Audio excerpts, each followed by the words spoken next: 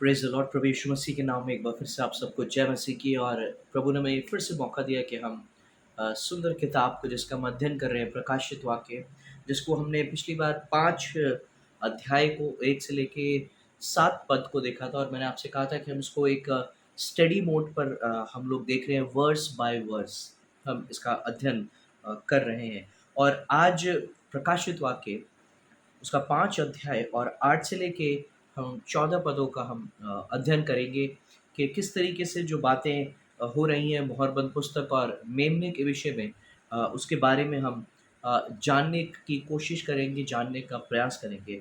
8वें पद के अंदर है लिखा है, प्रकाशित वाक्य उसका 5 अध्याय और 8वां पद, जब उसने पुस्तक ले ली तो वे चारों प्राणी और 24 प्राचीन उस मेमने के सामने गिर पड़े।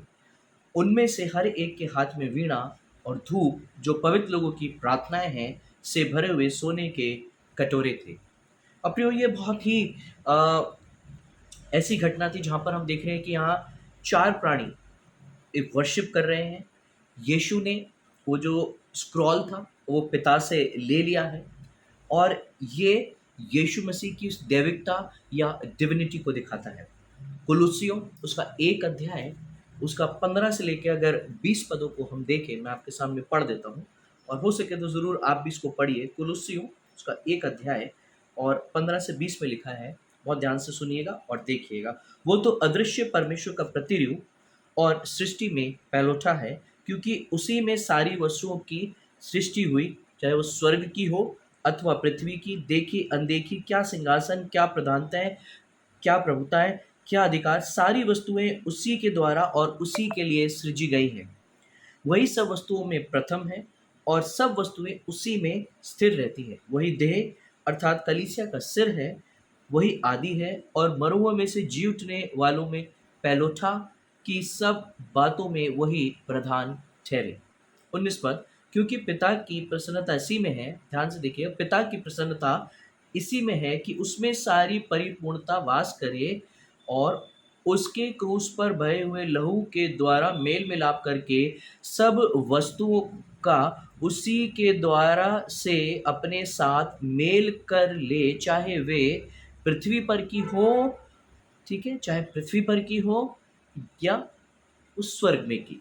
अब यहाँ बहुत सुंदर बात लिखी है कि जो कुछ पिता ने प्रभु को दिया था या यीशु मसीह को दिया था, वो सारी बातें यहाँ स्पष्ट होती हैं कि पिता ने सारी बातें, सारी चीज़ें जो है वो पुत्र के अधीन कर दी हैं। और ये इस बात को दिखाता है कि जो किंगडम ऑफ गॉड में भी जो यीशु मसीह है वो राजा के समान है।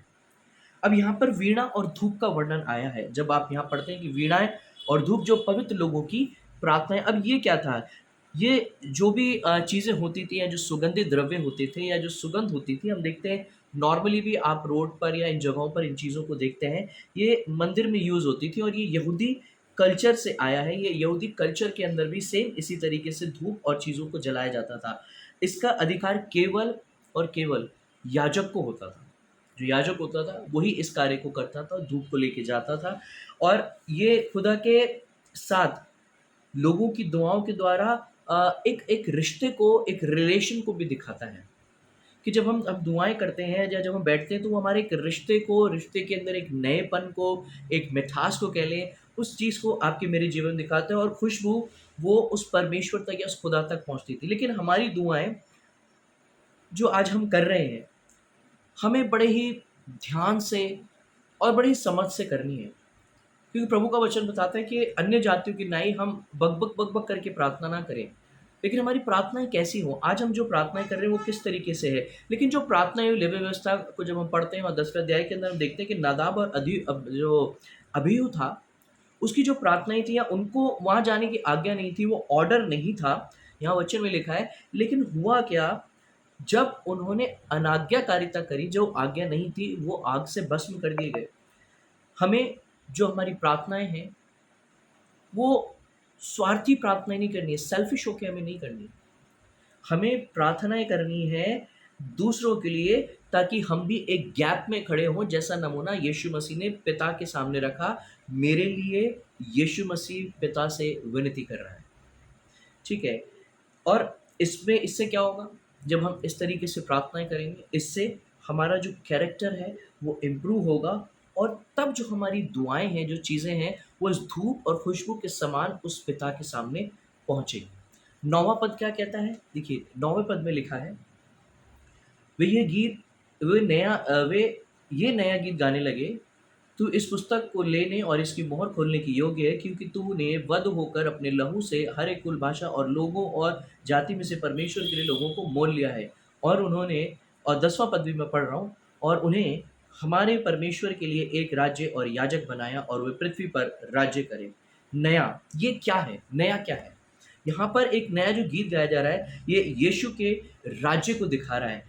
ये यीशु के राज्य को दिखा रहा है। यदि यिर्मयाह 31 और 31-31 हम पढ़ते हैं तो वहाँ नई वाचा, यानी वो किंगडम के द्वारा, परमेश्वर के राज्य के द्वारा हमें ये बात सिखाई जाती है, बताया जाता है कि रैप्चर का कोई ज़िक्र नहीं है, लेकिन चौथे और 5वें जो चैप्टर में परमेश्वर ने सबको मोल लिया है। कई बार लोग रैप्चर के बारे में भी सोचते हैं, लेकिन अभी होगा। उसके बाद जब आप आगे के अध्याय में जाएँगे, वहाँ आपको रैप्चर दिखाई देगा। आप वहाँ देखेंगे कि वहाँ कलीसिया का रैप्चर हो चुका है। कैसे होगा, किस तरह से होगा, वो परमेश्वर जानता है, लेकिन वहाँ है। वो ये है कि अ, अभी जो है यहाँ रैप्चर का ज़िक्र नहीं है। ये सब बॉडी ऑफ बिलीवर्स को शो कर रहा है या रेफ़र कर रहा है, वो अभी यहाँ है नहीं। कौन नहीं है? यहाँ पर कलीसिया नहीं है, ये बॉडी ऑफ बिलीवर, ये एक बॉडी ऑफ बिलीवर को रेफ़र कर रहा है, ये सारी बातें दिखा रहा है, लेकिन वो चीज़ें अभी यहाँ नहीं है, वो आगे भविष्य में होनी है, जो परमेश्वर ने आपके लिए, मेरे लिए रखी है। फिर जब हम 10वें पद में आते हैं तो वहाँ लिखा है कि और उन्हें हमारे परमेश्वर के लिए एक राज्य और याजक बनाया, जैसा अभी हमने पढ़ा कि परमेश्वर ने सब कुछ उसको दे दिया है और सब कुछ उसके अधीन करके ठहरा दिया है कि कहाँ, किसको, किस तरीके से वो देखेगा और वो अपने अधिकार का इस्तेमाल करेगा। फिर जब हम 11 पद में आते हैं तो यहाँ लिखा है 11वें पद में, जब मैंने देखा तो उस सिंहासन और उन प्राणियों और प्राचीनों के चारों ओर बहुत से स्वर्गदूतों का शब्द सुना, जिनकी गिनती लाखों और करोड़ों में थी। यहाँ एक फरिश्तों की बड़ी संख्या है, ठीक है? कारण ये है कि अभी तक यहाँ पर कलीसिया गई नहीं है।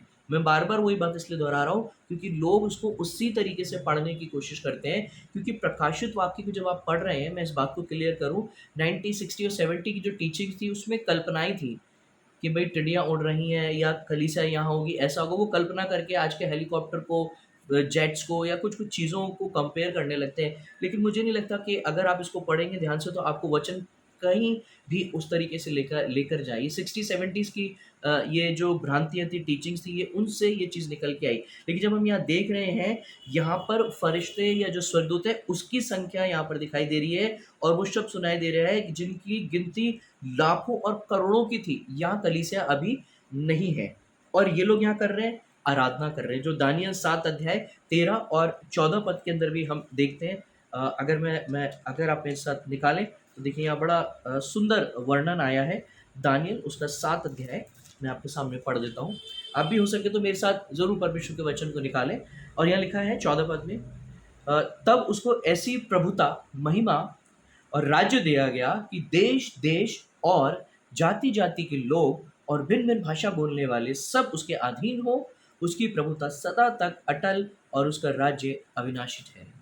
देख लें, यहाँ सब कुछ उसको दिया गया है। और क्यों दिया गया है? कि वो राज्य करे, देश-देश, जाति-जाति, भिन्न-भिन्न भाषा बोलने वाले, और उसकी जो प्रभुता है, उसका जो राज्य है वो अविनाशी ठहरे, यानी किंगडम ऑफ गॉड के बारे में बात कर रहे हैं। 13 पद जब हम 13 पद को 12 पद को पढ़ते हैं, यहाँ लिखा है, और वह ऊँचे शब्द से कहते हैं, वध किया हुआ मेम्ना ही सामर्थ और धन और ज्ञान और शक्ति और आदर और महिमा और धन्यवाद के योग्य है। यानी कि जो सामर्थ, धन, ज्ञान, शक्ति, आदर के योग्य वो प्रभु ही है, जिसके विषय में हम यहाँ बात कर रहे हैं। जैसा हमने दानियल में देखा, सब कुछ उसके अधीन क्या है। 13 पद, अब मैं 13 पद पे आता हूँ। यहाँ लिखा है 13 पद में, फिर मैंने स्वर्ग में और पृथ्वी पर और पृथ्वी के नीचे समुद्र की सब सजी हुई वस्तुओं को और सब कुछ को जो उनमें है, ये कहते सुना कि जो सिंहासन पर बैठा है उसका और मेमने का धन्यवाद और आदर और महिमा और राज्य युगानुयुग रहे।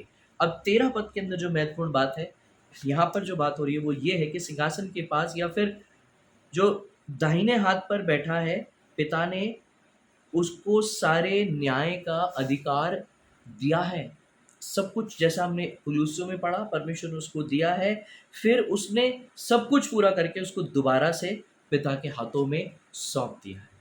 उसे सब कुछ जैसा लिखा है, तुमने सेत में पाया है इसलिए तुम सेत में दे दो। प्रभु को भी पिता ने जिस अधिकार और जिस चीज़ों के लिए दिया था, यानी पहला आदम फेल हुआ, लेकिन दूसरे आदम में जीवन आया, दूसरे आदम ने परमेश्वर के राज्य को हमारे लिए रखा, दूसरे आदम ने अपने प्राणों को दिया, उसने उस आज्ञा को पूरा किया जो पिता की आज्ञा थी, और ये सब कुछ पूरा करके उसने दोबारा सब कुछ पिता के हाथों में सौंप कर आपको और मुझे मोल ले लिया। 14 और आखिरी पद में लिखा हुआ है, 5 अध्याय की यहाँ लिखा है, और चारों प्राणियों ने आमीन कहा और प्राचीनों ने गिरकर दंडवत किया। अब यहाँ क्या था?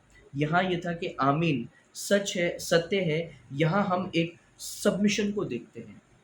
यहाँ पर हम एक सबमिशन को देख रहे हैं। जो आमीन है वो एक सबमिशन को दिखा रहा है, और परमेश्वर चाहता है कि हम भी सब सबमिशन के अंदर आएँ, हम भी उसके चरणों में आएँ। इससे पहले कि समय निकल जाए, इससे पहले प्रियो, जो दुनिया में जो बातें हो रही हैं आप देख रहे हैं, अपने चारों ओर इन बातों को होता हुआ आज आप देख रहे हैं। इसलिए आपको उस खुदा के नज़दीक और आना है और उसके साथ अपने समय को बिताना है। प्रार्थना, वचन और संगति को अपने जीवन का आधार बनाना है। और ये मैनुअल, इस संसार में एक सुंदर मैनुअल दिया है जिसे मैं कहता हूँ, ये परमेश्वर का वचन, पवित्र बाइबल, आपको इस संसार में कैसे जीना है और इस संसार के बाद जो पिता ने रखा है वो किस तरह से आपके लिए रखा है, जिस किताब का हम अध्ययन इस समय कर रहे हैं। प्रभु आप सबको आशीष दे।